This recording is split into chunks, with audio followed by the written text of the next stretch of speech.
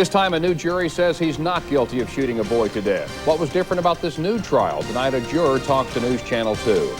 And local police get a charge out of a new non-lethal weapon. Find out what it does that they really like.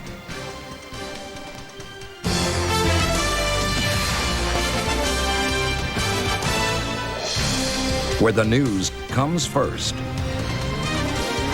You're watching WESH News Channel 2. Good evening, I'm John O'Connor. I'm Wendy Chioji. A developing story right now from Brevard County where a high school football player has been seriously injured during a game. The 17-year-old is a player from Cocoa High School. He suffered a head and neck injury during a game at McClarty Stadium in Rockledge tonight. He was taken to Holmes Regional Medical Center, where we're told he is in extremely critical condition. Had a heartbreaking day for a local couple. They had hoped to find out that their late son was not among those lost at a Daytona Beach cemetery, but what they found was so disturbing it sent the mother to the hospital. News Channel 2's Sally Kidd is in Daytona Beach where that mother talked tonight.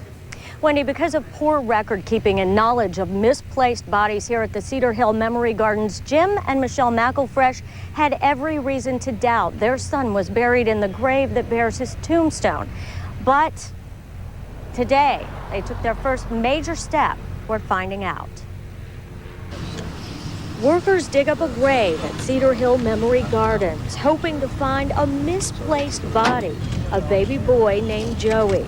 His parents, Jim and Michelle McElfresh, huddle with loved ones, watching for the small wooden casket in which their son was laid to rest. Michelle's baby was not in the burial book in sequence. When we inserted her where the baby should be, that's the grave that it showed it should be. The sight of workers lifting the burial vault out of the ground is just too painful for this mother to watch. She had gotten a court order to allow this excavation, but when the cemetery operator opens the casket, it wasn't him. Inside are the remains of a baby boy, but it's not the McElfresh's baby.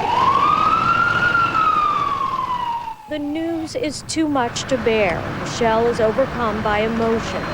Well, it was not our child. We're disappointed. You know, we were kind of hoping that it was him, but for the most part, myself, I didn't think it would be. I think it's obvious. We dug up a baby today that we don't even know who he is. And that over anything is terrible. And the terrible realization for the McElfreshes is that they still don't know where their newborn was laid to rest. I just thought I was taking my son home today. Now, Michelle was treated at a hospital and released. The McElfreshes say their next step is they will go back to court and ask a judge to give them permission to dig up another spot in this cemetery. Reporting live in Volusia County, Sally Kidd, News Channel 2. A woman is in critical condition right now after a serious accident connected to Biketoberfest. She was one of two people on a motorcycle that hit a car on Nova Road and International Speedway Boulevard in Daytona Beach tonight. There's the accident. It's not clear exactly what happened, but neither person on the motorcycle was wearing a helmet. A not guilty verdict tonight for a man who shot and killed a 14-year-old boy. This decision is especially tough for the boy's family because the man had at one point been convicted of the crime. News Channel 2's Shannon Horry joins us now with that story. Shannon. Well, that's right, Wendy. The judge threw out the first conviction, so this retrial began on Monday. This evening, the jury deliberated for about 2 hours, and tonight, more than 3.5 years after Eric Brooks was shot, Stanley Quagan is a free man.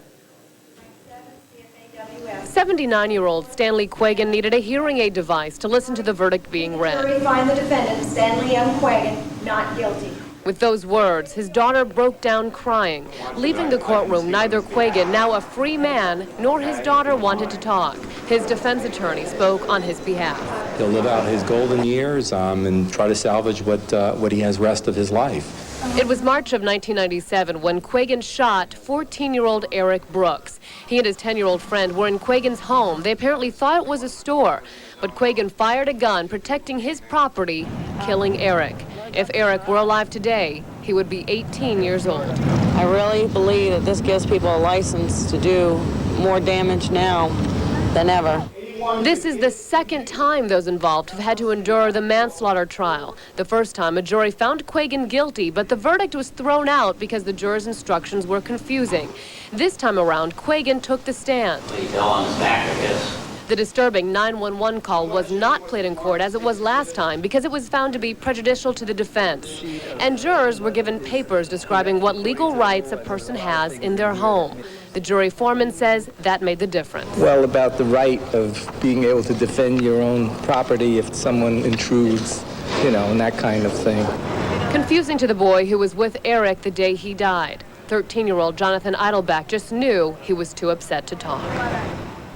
And Jonathan and Eric called one another best friends. They had known each other for several years before Eric's early death.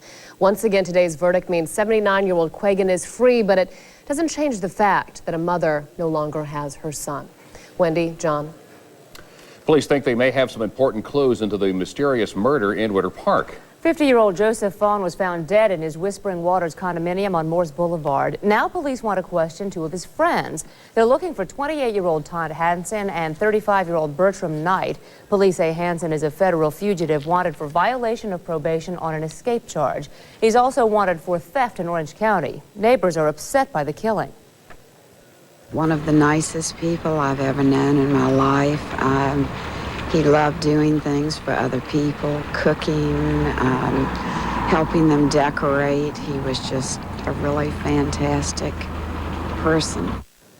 Fawn once had a shop on Park Avenue and was also known as a supporter of local arts. It went off a little later than planned, but in the end it was a launch success tonight out at the Cape. 3, Atlas engine ignition, 1, 0, and liftoff of the Lockheed Martin. That's how it looked. The Air Force launched an Atlas IIA rocket tonight. It went up about 8:40, a little more than an hour into the launch window. That rocket carrying a communications satellite, a satellite that's one of 10, designed to help ensure that the nation's military will never face a breakdown in communications. And some travel trouble for thousands of airline passengers today. The problem started with a software upgrade last night at Los Angeles Center, which controls more than 100,000 square mile area. That meant that hundreds of flights in the West were grounded. Officials at Orlando International say 3 outgoing flights and 3 incoming flights have been delayed, but the overall effect here was minimal. Partial victory tonight for a local pilot suing the federal government. Jeff Sexton claims an air traffic controller at Sanford Airport issued an order that led him to hit another plane on the ground. In his lawsuit, he says first an investigator told him it wasn't his fault. Then he says once he filed a claim against the government for damages, the investigator changed his story and blamed Sexton. Today, a federal magistrate ordered the government to pay Sexton's lawyer fees and court costs. The magistrate says the government altered paperwork and had discrepancies in its investigation. The trial gets underway next month. Reform Party presidential candidate Pat Buchanan was in Orlando today trying to draw some attention to his campaign. He also debuted a new television spot he says addresses the issues the American people want to hear about. Buchanan believes people are tired of the debate over tax cuts, prescription drug costs, and Social Security, and that there are issues that Gore and Bush won't discuss. They've taken God and the Bible out of our schools. They've pulled the 10 Commandments off the classroom walls. Now they're after the Boy Scouts, calling them a hate group because they won't let homosexual men be Scout leaders. These are fundamentally issues that I think that many Americans are profoundly concerned about what is happening to our culture. Buchanan also says he believes the Supreme Court needs to be, in his words, overhauled, and that even though the polls show him in the low single digits, he's still in the race. Concerns tonight in one Orange County neighborhood that a builder may want to put a dump near some homes. The residents live in south of Apopka, east of Martin Road. News Channel 2's Joan Fuller joins us now with their story. Joan? Well, it's dark out here now, but believe me, there's a huge pit behind me that in the past dirt has been taken from and used for several construction jobs here in South Apopka. Now, this hole, which is just a few feet from homes surrounding it, the people thought that now, you know, the construction site would be filled in and single-family housing would be built on top of it. But now they're hearing that one company is proposing using the site for a construction debris dump. And the folks in South Apopka are now saying enough is enough.